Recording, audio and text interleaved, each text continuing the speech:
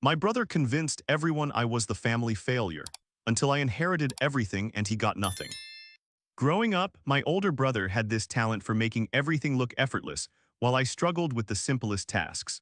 He excelled at sports, got straight A's without studying, and could charm anyone within 5 minutes of meeting them. Meanwhile, I was the kid who tripped over his own feet during basketball tryouts and needed a tutor just to pass algebra. Our parents would beam with pride whenever they talked about his accomplishments, but when it came to me, they'd just sigh and say I was still finding my way.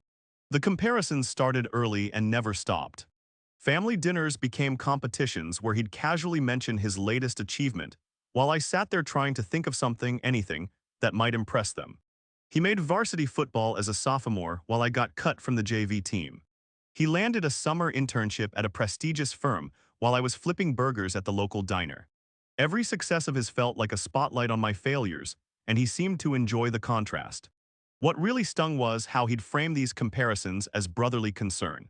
He'd put his arm around my shoulders at family gatherings and tell relatives how proud he was of me for trying so hard, even though things didn't come as naturally to me as they did to him. The way he said it made it sound supportive, but everyone could hear the underlying message that I was the brother who needed extra help, the one who couldn't quite measure up. College was supposed to be my fresh start, but somehow his shadow followed me there too. He'd already graduated with honors from the same university 3 years earlier, and professors would light up when they heard my last name, expecting another brilliant student. Instead, they got me, struggling through classes that he'd probably aced while sleeping. I switched majors twice, trying to find something I was actually good at, while he was already climbing the corporate ladder and buying his first house. The worst part was how he'd call me regularly, always starting with genuine-sounding concern about how I was doing. Then he'd casually mention his latest promotion, or the vacation he was planning, or the new car he'd just bought. It felt like he was keeping score and I was always losing. Our parents would relay these updates to me as if they were trying to motivate me, but all it did was make me feel smaller. After graduation, I bounced between different jobs, trying to figure out what I wanted to do with my life. Nothing seemed to stick, and I could feel everyone's disappointment growing heavier with each career change. My brother, meanwhile, was getting married to someone amazing, buying a bigger house and talking about starting a family. At his wedding, I watched him give a speech about how grateful he was for everything life had given him, and I couldn't help but feel like I was the only one who hadn't received those same gifts. The family gatherings became increasingly uncomfortable as the years went on. My brother would arrive with stories of his latest successes, while I tried to make my current situation sound more impressive than it actually was. He'd ask about my dating life with this concerned expression, knowing full well that I'd been single for months. When I did bring someone around, he'd somehow manage to dominate the conversation, leaving my date more interested in hearing about his life than mine. What made it worse was that he genuinely seemed to believe he was being a good brother. He'd offer to help me with my resume or suggest job opportunities at his company, but it all felt like charity. The way he'd phrased these offers made it clear that he saw me as someone who needed rescuing, not as an equal who might have something valuable to contribute. I started declining family invitations just to avoid the humiliation of another comparison session. Our parents began having private conversations with me about my future, conversations that never happened with him because his future had always been bright and clear. They'd sit me down with worried expressions and ask if I was happy, if I needed help, if maybe I should consider going back to school or trying a different field. These talks were supposed to be supportive, but they felt like interventions for a life that wasn't meeting expectations. The breaking point came during one particularly brutal family dinner, where my brother announced he'd been promoted to a senior position at his company. Everyone congratulated him enthusiastically while I sat there pushing food around my plate, feeling invisible. When someone asked about my work, the conversation quickly shifted back to his achievements, as if my life was just a brief intermission in the story of his success. I started avoiding family events altogether, making excuses about being busy or having other commitments. My brother would call afterwards, expressing concern about my absence and offering to talk if I needed someone to listen. But I could hear the superiority in his voice, the assumption that I was struggling while he had everything figured out. These calls became increasingly rare as I pulled away from the family dynamic that had defined my entire life. For years, I felt like I was living in his shadow, constantly measuring myself against his achievements and finding myself lacking. I threw myself into work, trying to build something that would finally make me feel successful. But every accomplishment felt diminished by the knowledge that he'd probably done it better and faster.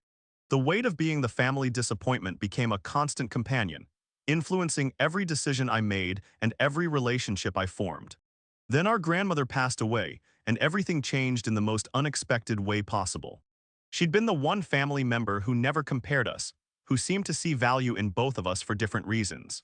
At her funeral, I grieved not just for her loss, but for the loss of the one person who'd never made me feel like I was failing at life. The reading of her will was scheduled for the following week, and I assumed it would be another opportunity for my brother to shine. The lawyer's office felt formal and intimidating, as our family gathered to hear the distribution of our grandmother's estate. She'd been comfortably wealthy, though she'd never flaunted it, and we all expected the inheritance to be split fairly among the family members. My brother sat confidently in his chair, probably already planning how he'd invest his portion, while I just hoped for enough to maybe pay off some student loans. The lawyer began reading the will, and the first few bequests were small amounts to various relatives and charities.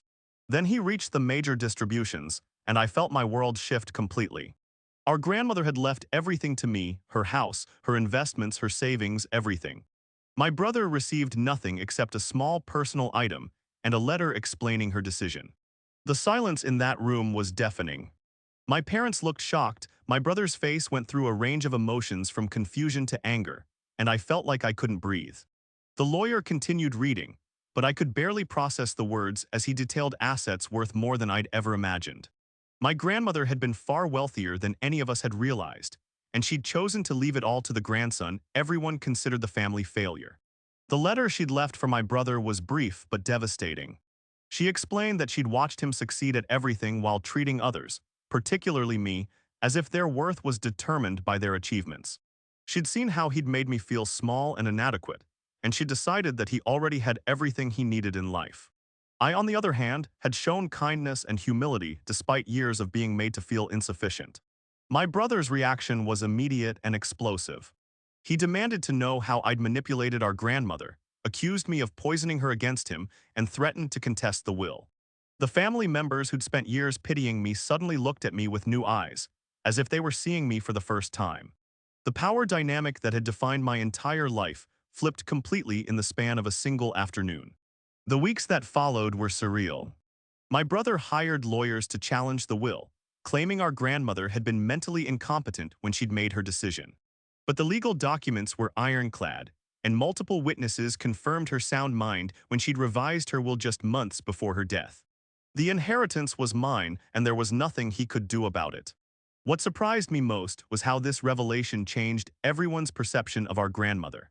Family members began sharing stories about conversations they'd had with her, moments when she'd quietly observed family dynamics and made mental notes about how people treated each other. She'd apparently been watching and judging for years, seeing things that the rest of us had missed or chosen to ignore. The inheritance included not just money, but also a detailed journal our grandmother had kept, documenting family interactions over the years.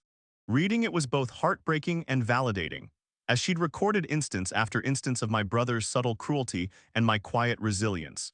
She'd seen how he'd diminished me at every opportunity, while I'd continued to show up and try to be a good family member despite the constant comparisons. My brother's attempts to contest the will became increasingly desperate, as it became clear that his legal challenges were going nowhere.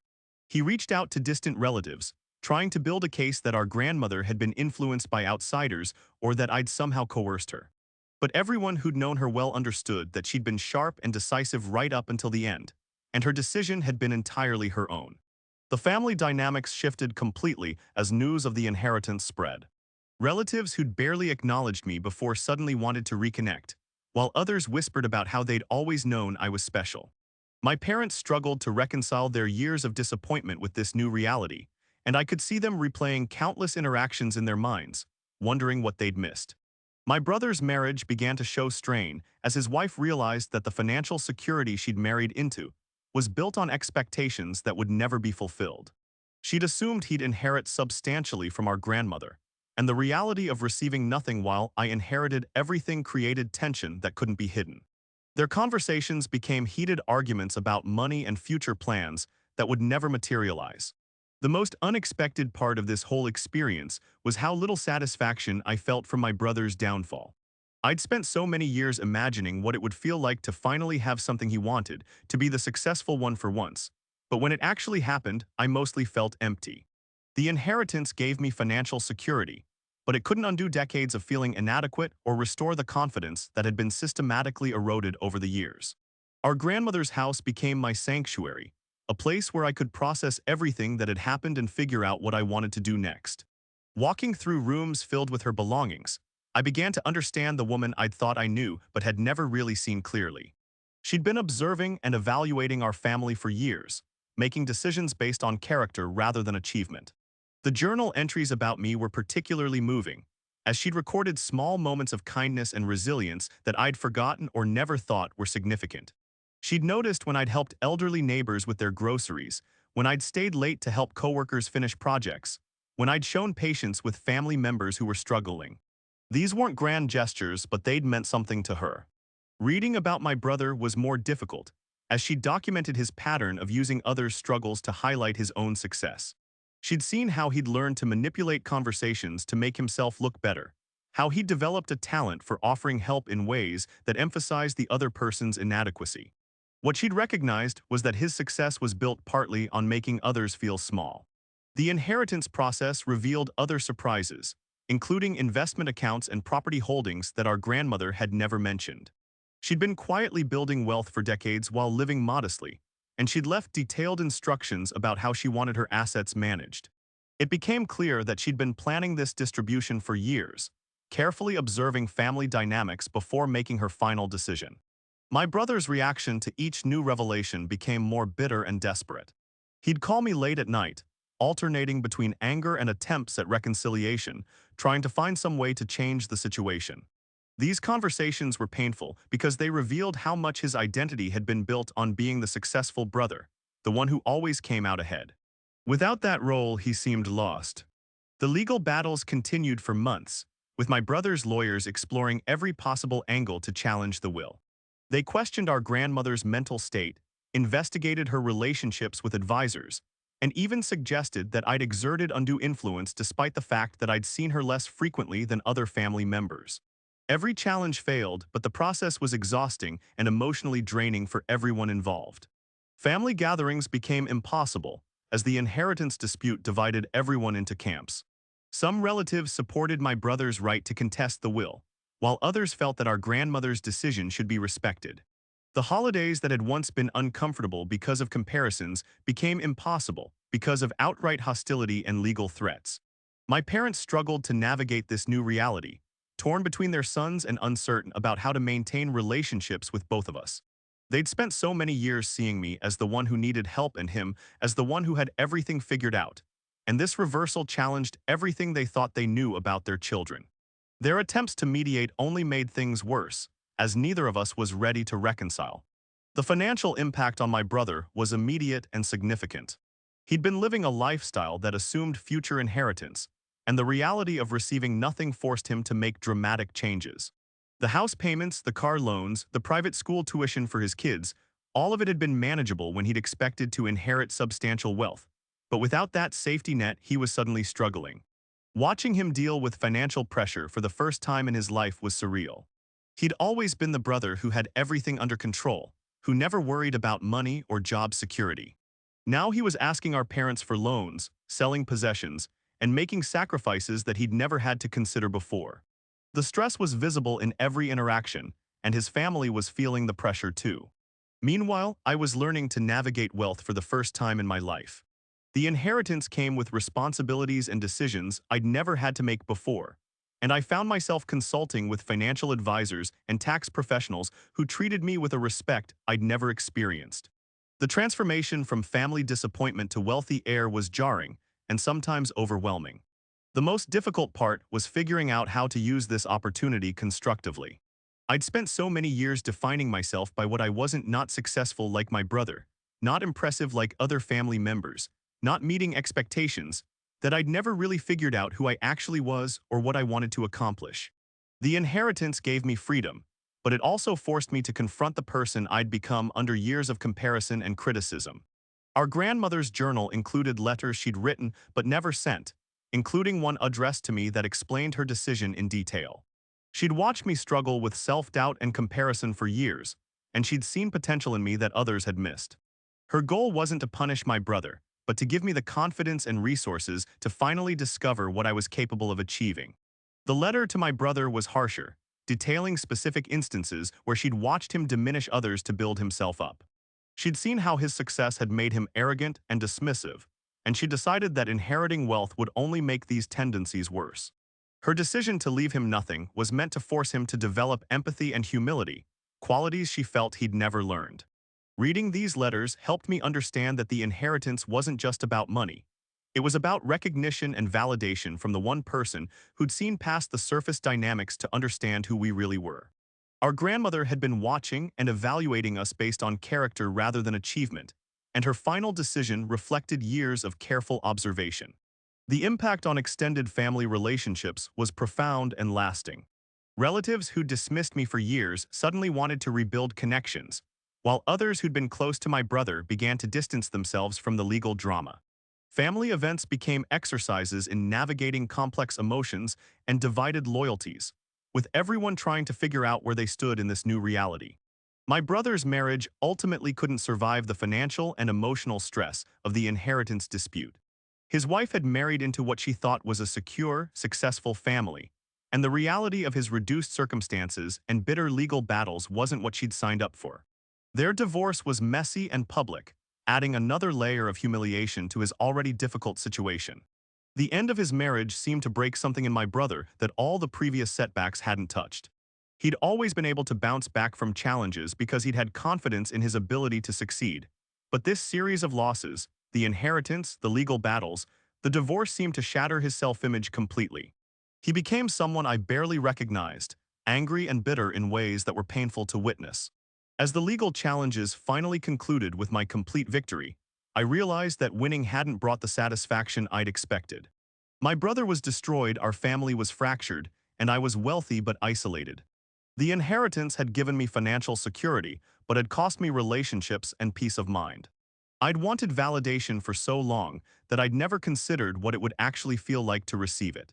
The house that had been our grandmother's became my refuge, but it was also a constant reminder of the price of this victory. Walking through rooms filled with her belongings, I could feel her presence and her expectations. She'd given me this opportunity not just to have wealth, but to prove that I could use it wisely and compassionately.